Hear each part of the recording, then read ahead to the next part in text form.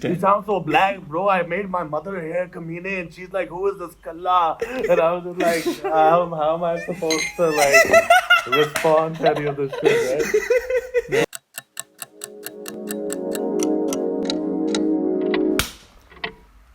What is up, you guys, and welcome back to another Fire podcast. Over here today, we have the great Mikki Murshed over here.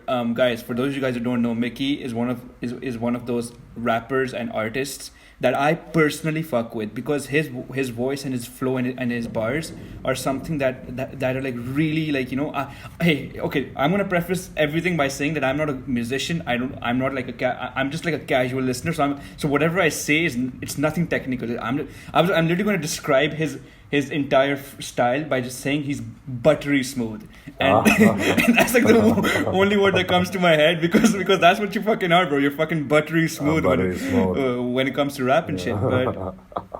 But yeah, guys, Mikki has done a lot of cool things. He performed in at one of Islamabad's biggest parties, Madison Block Party. He's also been featured in Churails and yada yada yada. But before we do that, Salman's going to take over the plug, and we're going to go from there. Yo, guys, check us out everywhere. If you're still listening to this in like 25 seconds, I'm lowering the standard from 30.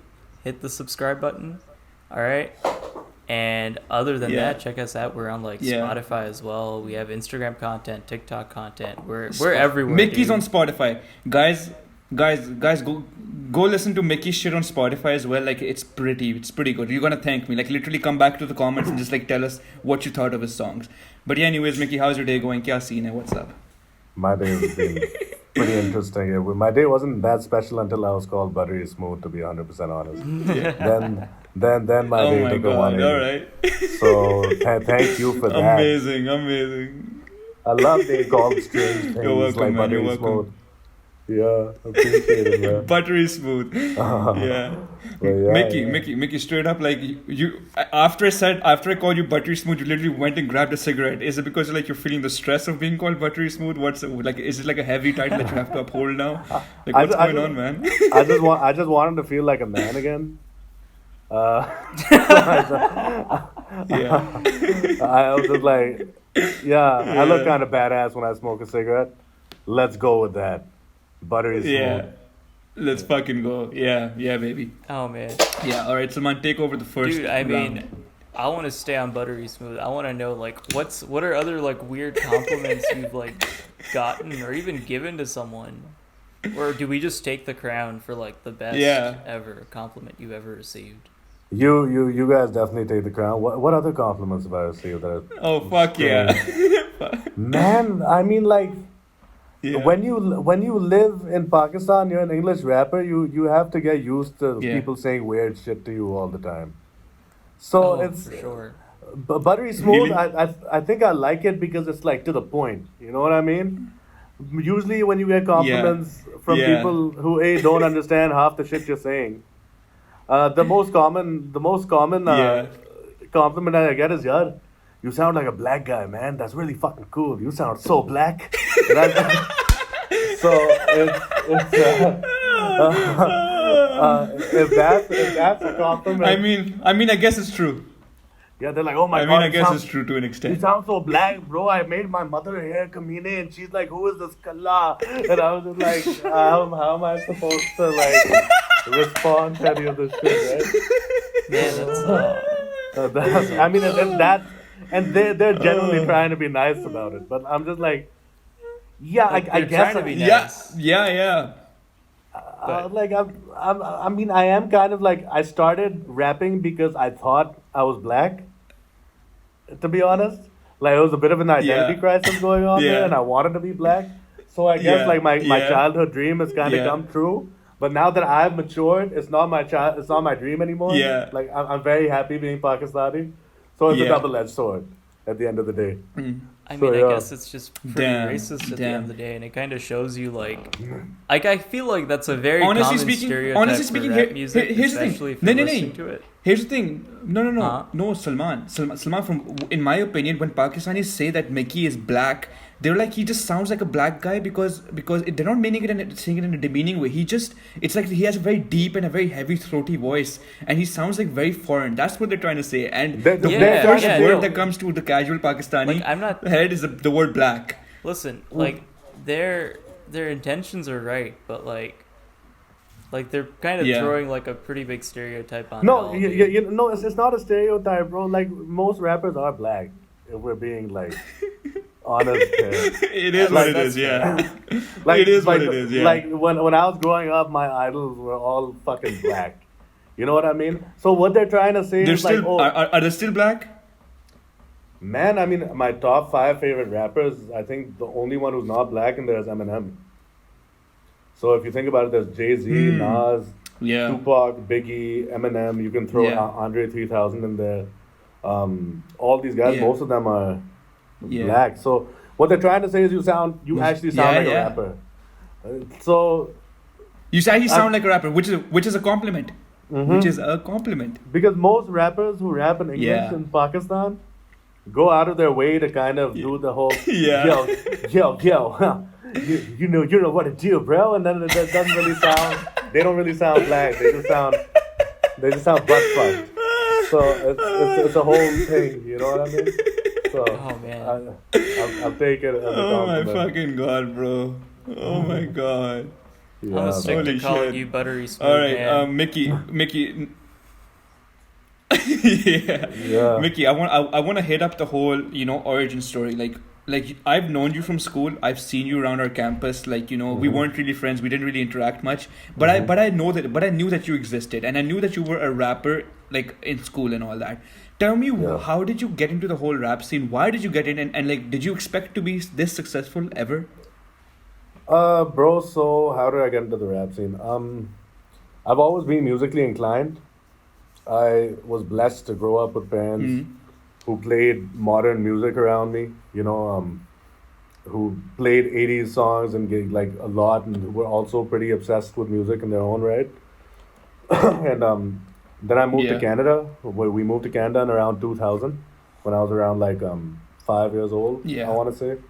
And over there, I was kind of Yeah. exposed to this other side of music that I'd never seen before. Yeah. Primarily hip hop, right?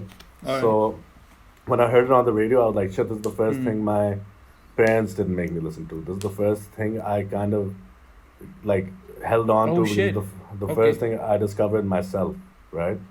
And eventually, like 2-3 Okay. years into living in Canada, we moved to a neighborhood, a very multicultural neighborhood. So I was around like other Pakistanis and European people and even like African and Canadian people, and I was exposed to Yeah. the culture more. So other people had the same interest. At that time, rap was white hot. You know what I mean? If we're talking about like 2003 to Yeah. 2007, you had 50 Cent who came on the scene and It just was. took It was. Yeah, you had It Eminem was, it going. was. Yeah, you had Eminem going diamond. You had Yeah. all these Yeah. different Yeah. rappers and Kanye West popping up, Jay-Z. It was so white hot, and that's when rap started really taking over. So as I said earlier, I kind of had an identity crisis. 'Cause I Yeah. was like, these guys are cool. They have piercings and they have chains. I want to be like them. So like I was just Yeah. like, like, Yeah. you know what? Let's give this a shot. I started like writing raps at 8. I used to sing before actually. I had a pretty good singing voice, and I still incorporate Oh singing. shit. Okay. I incorporate singing, and like if you listen to the song of Yeah. mine, some like it hot, which I released when Yeah. lockdown started. That's the first song where I'm just like singing through and through, Yeah. and like I'm playing the guitar on it, like I'm doing all that shit. So Okay. it was mainly singing before, Okay. but I don't know why I had this thing where I was like, singing's for pussies. I'm gonna start rapping.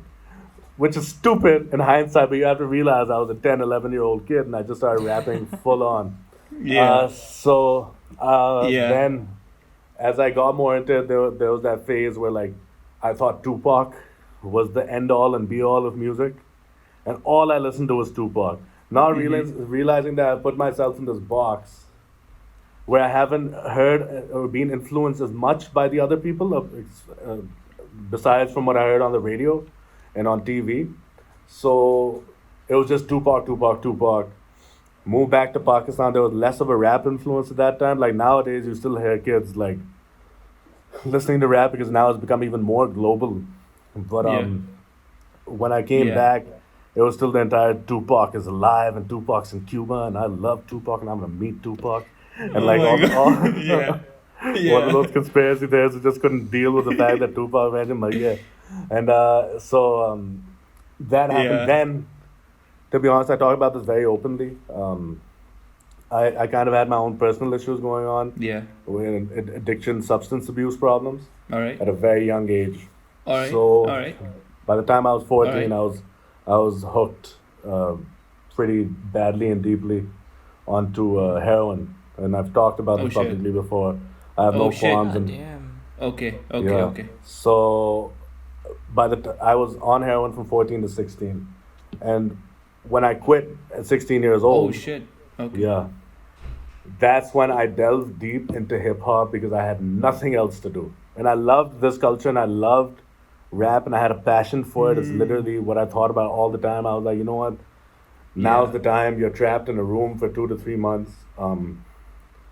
Just Yeah. go all in. So I started listening to Outkast, Nas. I love Nas is my favorite rapper probably, and Jay Z. Jay Z. I started like Yeah. I went back to Rakim. I went back to Big Daddy Kane, the '80s rappers, N.W.A., EPMD, all these guys, and I started like kind of understanding how to compile an album and what goes into the writing process, the technical side of things. I started studying them and Yeah. listening to their albums, like continuously writing till my fingers bled. So when Wow. I came out of that kind of thing, I realized Yeah. this newfound respect mixed with the passion that I had already for hip hop, Yeah. and I kind of Holy went shit. like balls Yeah. deep into that, and I couldn't find a producer because Oh, fuck. I'm an unknown rapper, right? So I started making my own beats. I was like, fuck it, like Yeah. just do it. Yeah.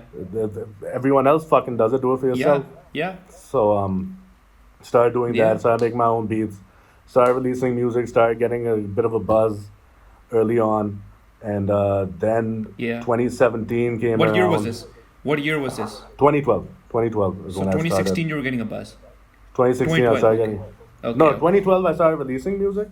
And it was kind of like picking up steam, Mhm. kind of locally. 2016 I released a song called "Breathe," and that kind of propelled me to Okay. another like a step up. And hold on one second. Hold on one second. Yeah. Hold this. He's all good. He's all good. Dadu, I have an interview. I'm doing an interview. Damn, Okay. Saman. Yeah, I know. Damn. My grandmother came in. Sorry about that. Oh, no worries, man. Mickey, not an Yeah. interview. It's a casual conversation. It's a casual. Yeah, I mean, I couldn't tell my grandmother. I couldn't tell my grandmother hey, I'm having a casual conversation. Like, I'm having a casual conversation. But yeah, what's it called? Yeah. Where were we? Yeah. Dude, I'm not sure, but I'm gonna take us you were to at somewhere. you were telling me about your journey 2012. Oh yeah, 2012. Picking up buzz. Picking up Yeah. buzz. So I released a song called "Breathe." That kind of propelled me to another height. Then 2017, I released my biggest song called "Kamine," and that just I've seen that one. locally, I've seen that one. locally it blew the fuck up. Interesting story about Kamine. Kamine was going at the Yeah. same rate as all my other songs. One of my friends, from what I know, Yeah. if I'm wrong and if I got him mixed up, his name's Hashim Khan, from what I've been told, played it Yeah. on Call of Duty multiplayer, and an Indian club promoter heard it and Okay. started playing it Oh. in clubs in India, and because it sampled Holy Pia, shit. yeah, Pia Tu Ab To Aaja, so it sampled that, and that Yeah. had you can really hook an Indian audience, and the chorus is also Hai Kamine, Kutte Kamine, all that. So that Yeah. kind of Yeah. so Yeah. in Dam Se, I just started getting all these like Indian likes and like comments like Gopal and like all these like he sings, and I was like, where the fuck are these guys? Where the fuck are these guys coming from? Like I don't Oh my fucking. god. I was like, huh? And I reached like Oh 10K. my god. I reached 10K in 3 days. Oh my- Then like Islamabad also loved it. Then I reached 20K, 30K, 40K. Then the Yeah. video came out. So right now it has 100K Wow. plus streams on all platforms. Congratulations, Very man. nice. Congratulations, that was man. my like Congratulations. entry. That was my entry into new like being in the scene. Damn. Okay, I want to take a bit of a. Okay, fine. Okay, one thing I want to ask you. Uh-huh. Wait, Salman. I want to ask this one question, then you can ask whatever the fuck you want to ask. Mikki, Kamine, the song. I think it was like it was bilingual, right? It had Urdu and it had Yeah. English, right? Yeah. In the local scene, from our personal experience as well as a few other people as well, if you rap completely in English or if you have content that is only in English, you tend to get very little traction locally. However, if you add that bilingual effect or if you add that Urdu mix or if it's completely Urdu, you can pick up traction so much quicker. So do you Exactly. feel like you want to stay the whole, English route, or do you want to go bilingual in the future? What's the scene? Man, the thing with me being a completely English rapper is I get a lot of like Yeah. insecure motherfuckers in the comments saying, "Tu kya keh raha? Tu shit hai, bhai chod, tu burger, mother chod." And I just don't know what. I just the burger hai. I did a song with this guy Hashim Nawaz, Yeah. and some of the comments were like, "Hashim bhai, a burger kaun hai, mota kala bhai chod." And I was just like, "What the fuck, right?" And like, I was like, "Oh, relax." shit. So like, Holy shit. and with Oh, that, like, shit. it's kind of like, okay, let me rap in Urdu so I can show them that I'm better than like all of their favorite rappers. Not Hashim, but most of their favorite rappers. I think Hashim is the best Okay. Desi rapper in Pakistan. Yeah. So the Okay. no, I'm not rapping in Urdu. Sorry. So I was on one hand, I'm saying maybe I should rap in Urdu to like show them that I can do it, but on the other hand, I'm just like, wouldn't it be disrespectful? Because I started rapping in English. The only thing I know is rapping in English. So if I start rapping in Urdu, it's pandering to them. Yeah. It's kind of insulting their intelligence. At the same time, like Yeah. my fucking integrity is Exactly. going out the window. I'm an English rapper, That's and I know. So you're going you're going our route basically. Like Mikki, Yeah. this podcast would have grown 2 to 3 times faster if we had an all Urdu audience, if we were just talking Yeah. in Urdu completely 100%. 100% of the time.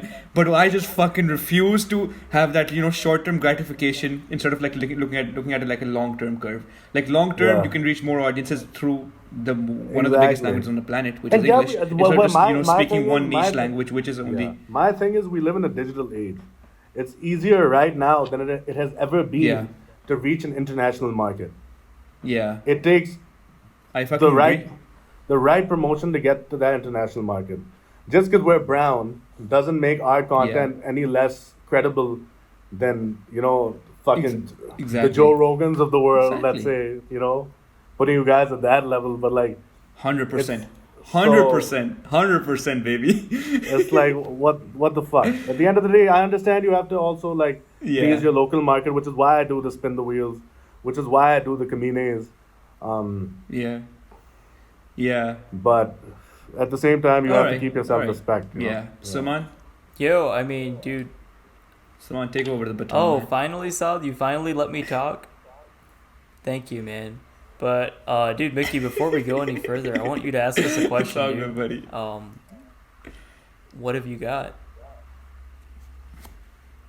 You want me to ask you a question?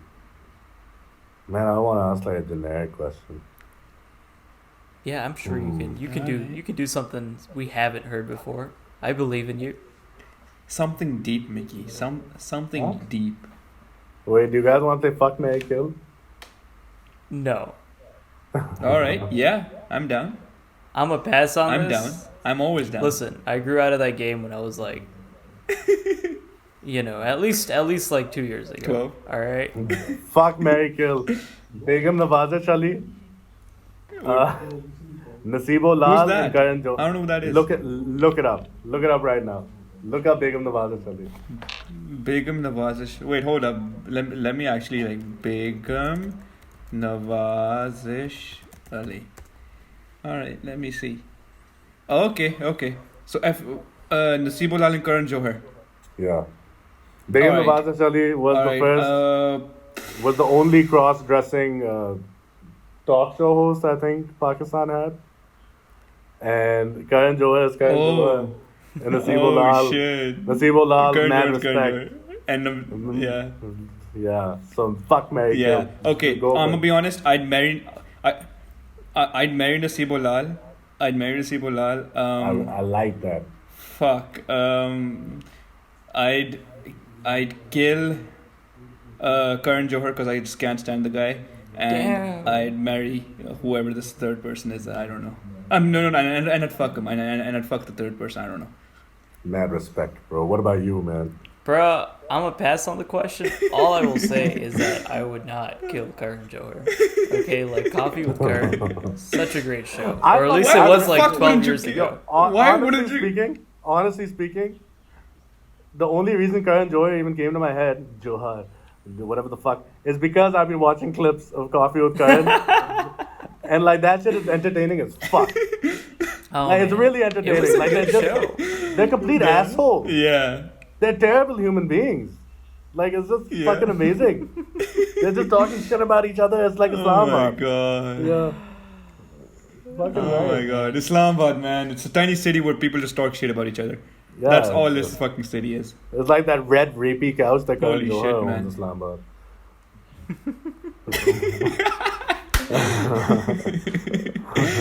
Damn. I think, Yeah, Salman, I dude, think we're done. I think- Are we done with this? Or do you want to ask one more thing about Madison Block All right, Party? I want let's to hit hear it. Madison Block Party, then we're done. Quickly, really quickly, what was the experience like? What was the experience like, man? Performing at one of Islamabad's biggest fucking parties to date. It was terrible. What the fuck? I thought it was going to be. Man, I mean, I'm grateful. What happened? I'm grateful that I got to have my name What happened? on such like a crazy event, whatever. I didn't even say hi to Diplo. Yeah. Diplo didn't. Shit. When I What was- happened, man?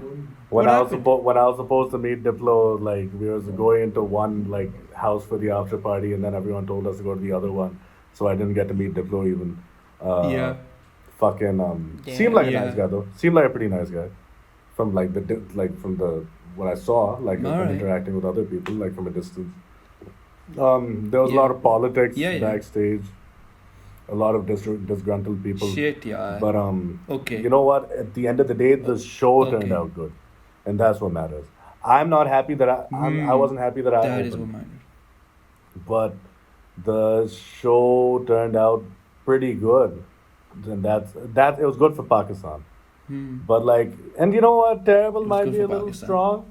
You know, I did get to perform Kamine for quite a few people, like as the show went on. But Yeah. overall, like I didn't even get drunk enough. Yeah. I was Yeah. like the booze ran Yeah. out, and I was just like, you know that weird like middle stage where you're not like where you're about to get tipsy, Yeah. but like you don't get tipsy. So I was just there the entire time, and then by the time Diplo came Yeah. on stage, I was Yeah. hungover, and then we went to the after party, and there was Oh. like zero fucking booze. Yeah. So like, if you guys can't tell, I'm a bit of an Oh alcoholic. my god. But like, that it was Yeah. good. Like it was better than Lux. It was better than the Lux Style Awards. Yeah. I'll say that much. Better than Lux. All right. Yeah, Alright. Lux is just Alright, more alright. yeah. And I think, guys, before we trash Lux, because I want some Lux people to come on this show and tell their side of the story. Mikki, if we have anybody from Lux come on, we'll have you come on as well. We'll have like a four-way, and then we'll have like a, just like a talk show type scene. I'll just sit back Man, and my watch Lux what- experience was what's just going like on. I do like there's some curse. I have this curse where I get like offers for Lux and like Yeah. Diplo, and when I perform, there's only like fucking Yeah. 6 people in the audience every fucking time. 6. Shit. Okay. So when I did Lux, and like of course Damn. I'm not gonna blame like my credibility or whatever. It's my fucking slot for Diplo. I was Yeah. at the top of the show. I started the show, even though I wasn't supposed to, but eventually it came to such Yeah. a position where I started the show. And then for Lux, we were all dead last, and I had a bunch of like big celebrities doing the song with me too.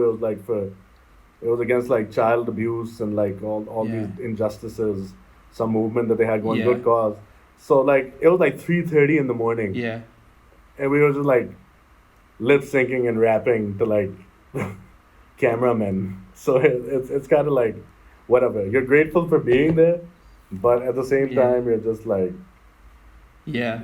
this isn't how I expected it to be. Ah, shit. You know what I mean? Yeah, I get that's it, man. pretty rough. I totally understand that, man. And yeah, so Sman, take over the outro, man. You deserve it. Guys, like, just thanks for hanging out and listening to this, Mickey. It's been fun, man. Like, you've been a very Yeah. fresh guest to have on, a fresh take on just music, on like just this whole Honestly- conversation. It's been a lot Honestly, of fun. I just appreciate it. Yeah. Thank you Yeah. guys for having me, man. Yeah, dude. I hope you have a good Anytime, day, man. Anytime. And yeah. guys. I think on that note, we're out. Catch y'all later.